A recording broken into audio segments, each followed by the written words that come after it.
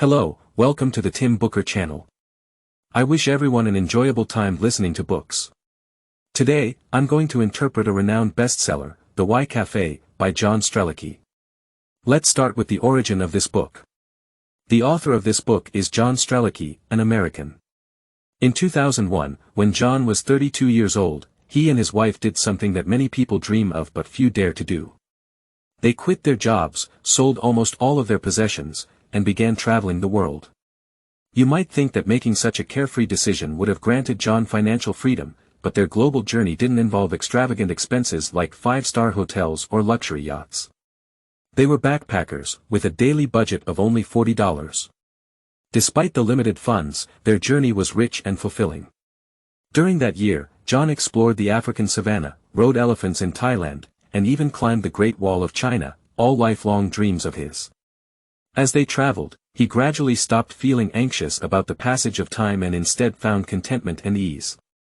Upon their return from their adventures, John wrote down his insights into a small book, which he initially self-published to share with friends and family.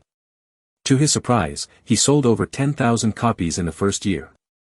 Over the next 2 decades, this book became a global bestseller, selling over 6 million copies and translated into 39 languages.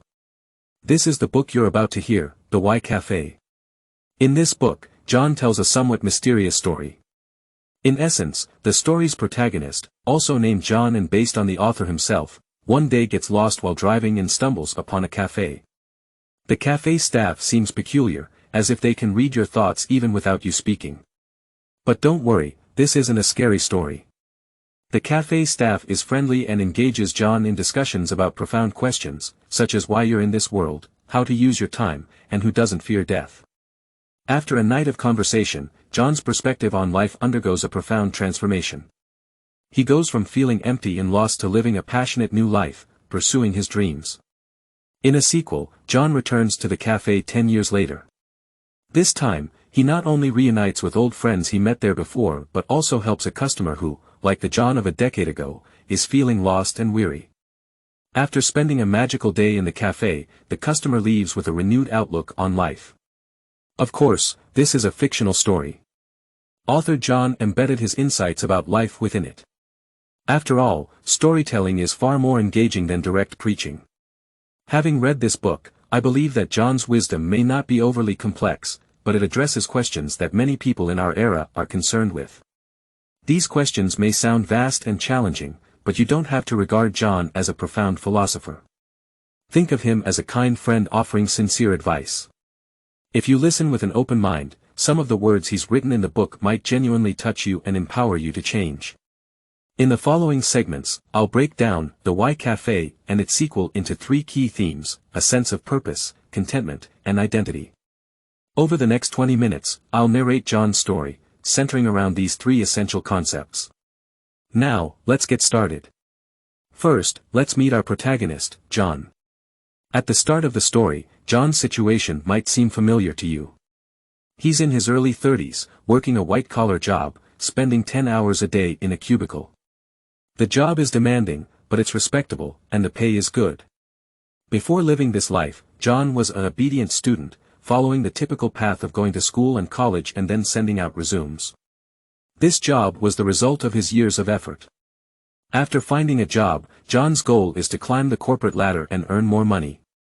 He believes that if he works hard for a few more years, he'll have his own office and a bigger paycheck.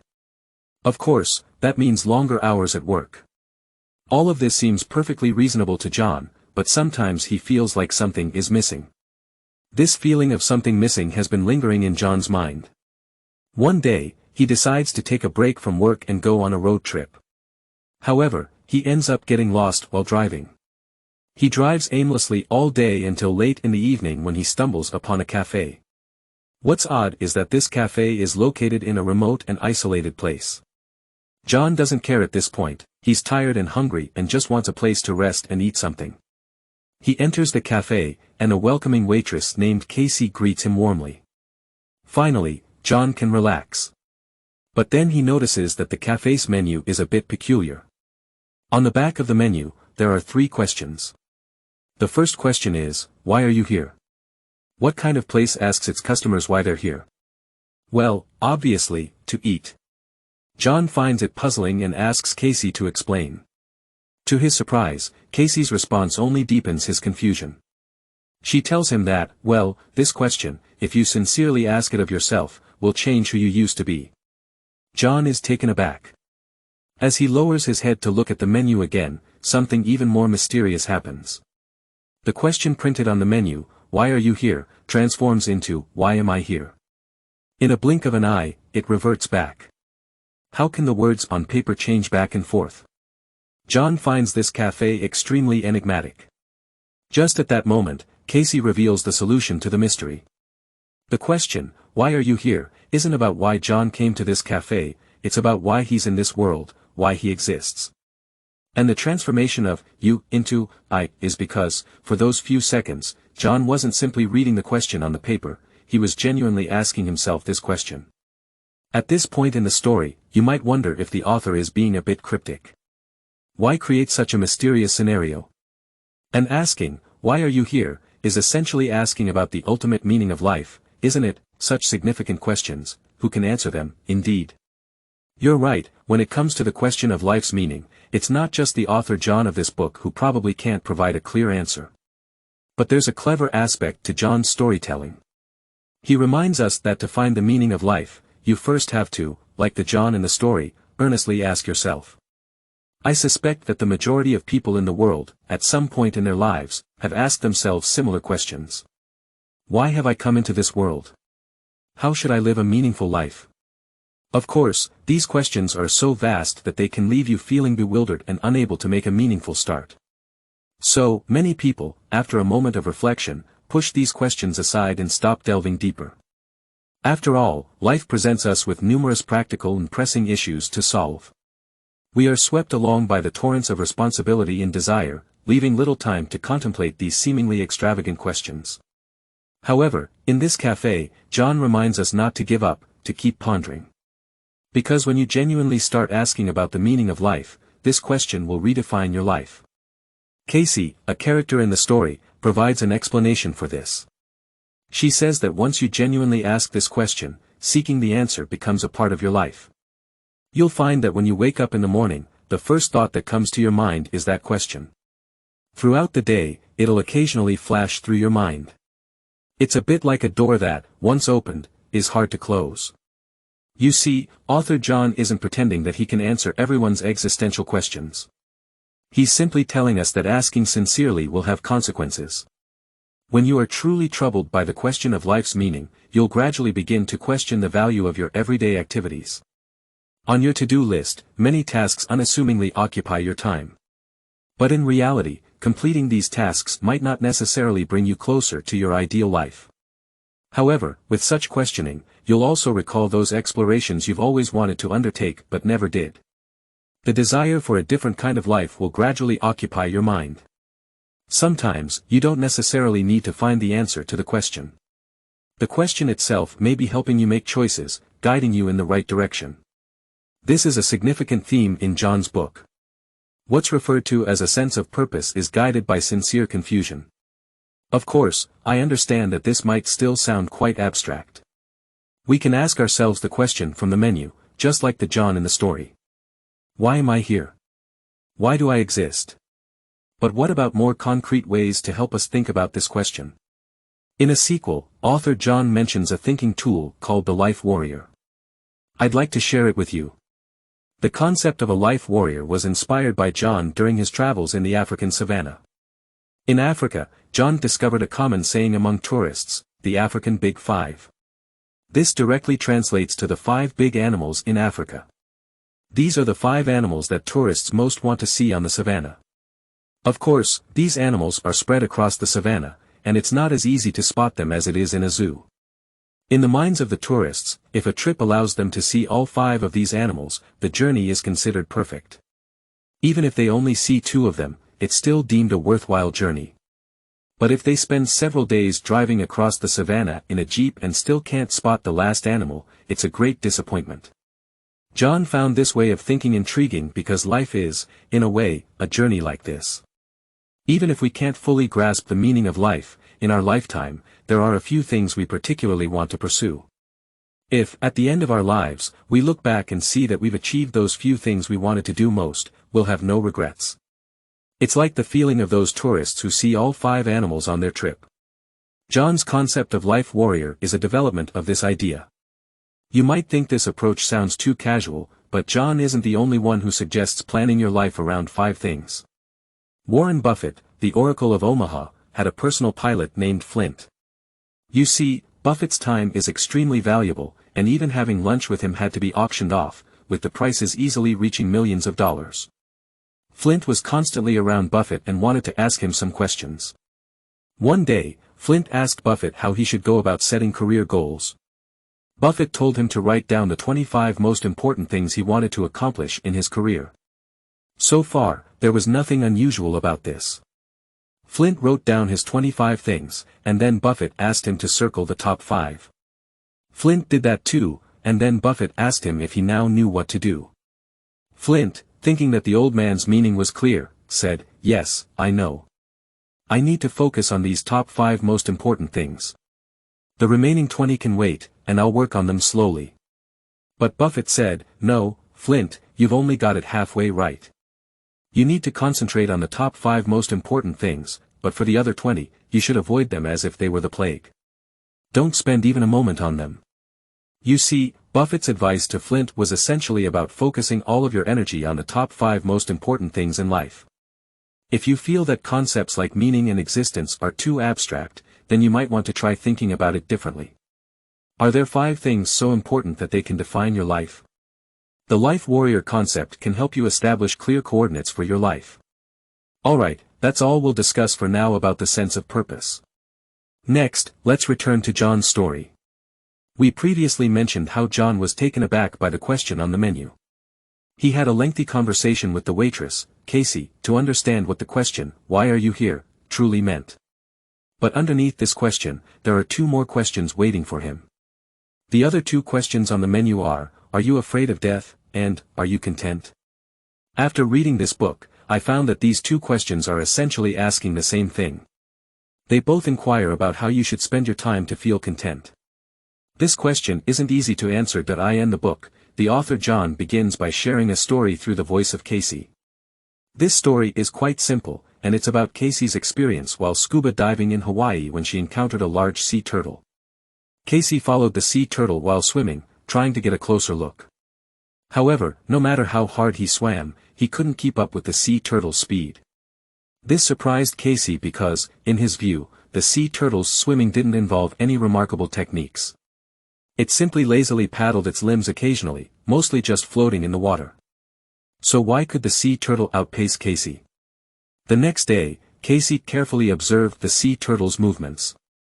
He discovered that the sea turtle's swimming wasn't haphazard, it consistently followed the flow of the ocean. When the water's direction was opposite to the sea turtle's forward movement, the turtle just made slight movements to stay afloat in one place. But when the water's direction changed to align with the sea turtle's path, the turtle accelerated its swimming, riding the tide forward. This method of swimming was both energy efficient and effective, and that's why the sea turtle could always leave Casey behind. What does this story aim to convey? Certainly not to educate us about sea turtles. In this story, the forward and backward currents in the ocean serve as a metaphor.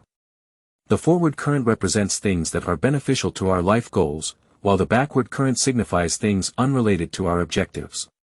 Casey tells John that in the world, many people use various means to occupy our time. They advertise all kinds of products and services to us through newspapers, magazines, television, and the internet, attempting to convince us that spending time and the money earned through time on these goods and services will make our lives fulfilling. However, the majority of these things have nothing to do with our life goals. They are just backward waves that disrupt our direction as we move toward our goals. If too much time is spent on these things, you'll quickly find yourself doing what everyone else is doing or what others want you to do.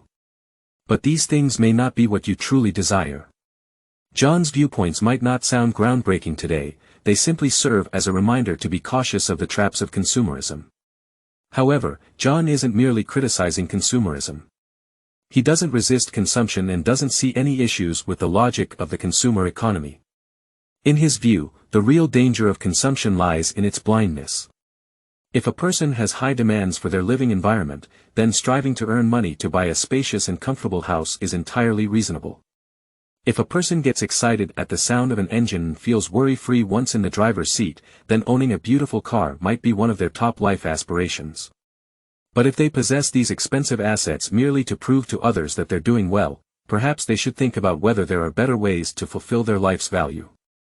John has a straightforward attitude toward consumerism. If it's a forward wave for you, ride it, and if it's a backward wave, do your best to avoid it.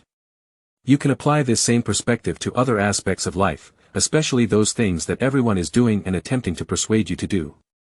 Evaluate them based on one criterion: whether they align with your life goals and whether they can help you achieve your life 5. For John, whether a person can lead a content life depends on one thing only: whether they've unified every action in their life with their most important wishes. As long as they continue moving forward toward their goals with clarity, they can derive a continuous sense of fulfillment from every moment in their life. This satisfaction can even offset their fear of death. John believes that most people fear death because they have unfulfilled wishes in this world. Even if they aren't entirely clear about what they want, they secretly long for another kind of life. However, because of the interference of backward waves, they always manage to obscure their dreams and continually postpone them. They tell themselves that in a few years, once they've earned enough money, or once they've retired and all their debts are paid off, they can start pursuing the life they desire. For these individuals, death is fearful, much like a looming deadline for a task with no progress. In contrast, those who have started pursuing their dreams throw themselves wholeheartedly into life. Death cannot take away anything from them because they've already gained satisfaction. In the story, after a long conversation that night, John left the cafe. He knew he had experienced something extraordinary, and he understood that his life would change. However, the change didn't happen suddenly. Initially, John would often think about the first question on the menu: why are you here? He spent a lot of time contemplating this question every day and sought inspiration from others' experiences. He carefully observed his reactions to various things and found that he had a great passion for traveling. One day, he mustered the courage to quit his previous job and adopted a new lifestyle, alternating between traveling for a year and working for a year. At the beginning, he had many concerns about this new way of life. He worried about being left behind in his career, about explaining the multiple years of gaps on his resume, and about whether the income of 1 year would support the next year's travels. But he gradually realized that the knowledge and skills he acquired during his travels, his ability to speak various languages, and his interpersonal skills from around the world better equipped him to face work challenges. His anticipation for the next year's journey became a source of motivation for his work. Over the years, John found a healthy balance between travel and work. In the sequel, John returned to the mysterious cafe 10 years later. This time, he, along with his old friends from the cafe, helped a first-time customer who was overwhelmed by his busy work life and had no happiness left in his life. John, Casey, and the cafe's chef, Mike, all helped him through an unforgettable day. The main theme of this story is similar to the first book, so I won't go into the details.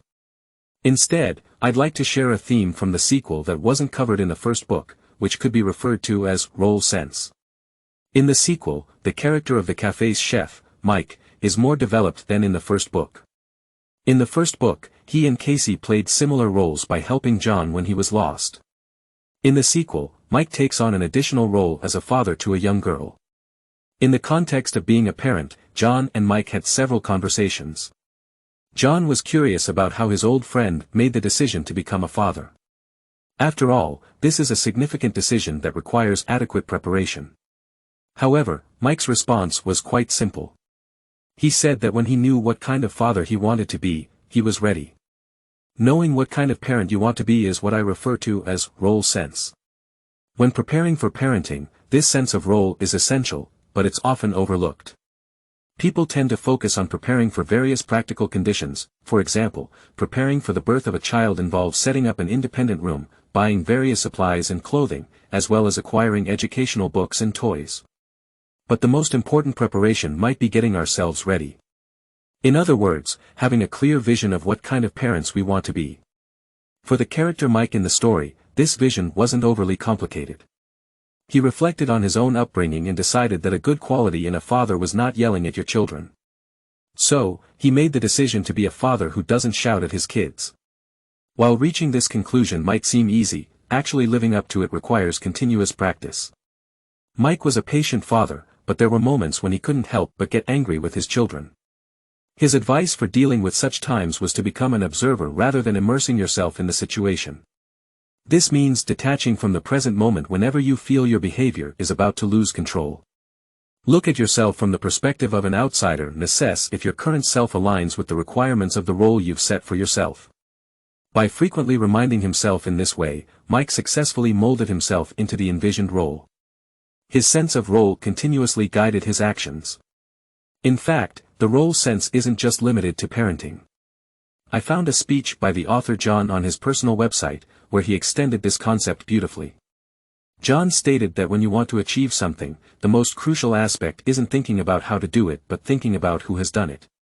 When you focus on how to do something, your mind quickly gets consumed with tasks and technical problems. When you think about who has done it, you're essentially creating a role for yourself. If you're going to an interview, instead of considering how to address every aspect of the interview, you should ponder how you want to present yourself to the interviewer. Do you want to showcase your strong professional skills, your curiosity for new things, your diligence, or your creative problem-solving ability? Creating a role image for yourself gives you a foothold for tackling other issues. Additionally, while developing a role sense for yourself, you can also draw valuable experiences from those who have come before you. This is because the role you are defining is likely modeled on a real-life example. John reminds us that, no matter what we want to do, there's likely someone in the history of this planet who has attempted something similar and achieved success. Embracing their role, you can absorb their experiences, which could be the shortest path to success. Okay, so we've covered The World's End Cafe and its sequel quite comprehensively. Let's summarize briefly. In these two books, the author John tells a somewhat whimsical tale. In the story, he stumbles upon a cafe where he encounters Kate, Mike, and various customers.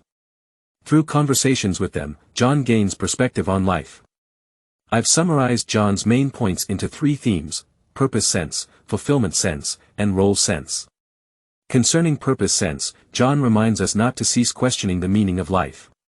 Sincere questioning shapes our existence, enabling us to break free from societal constraints and explore distant ideals. Furthermore, we can apply tools like the Life Samurai to identify more specific goals.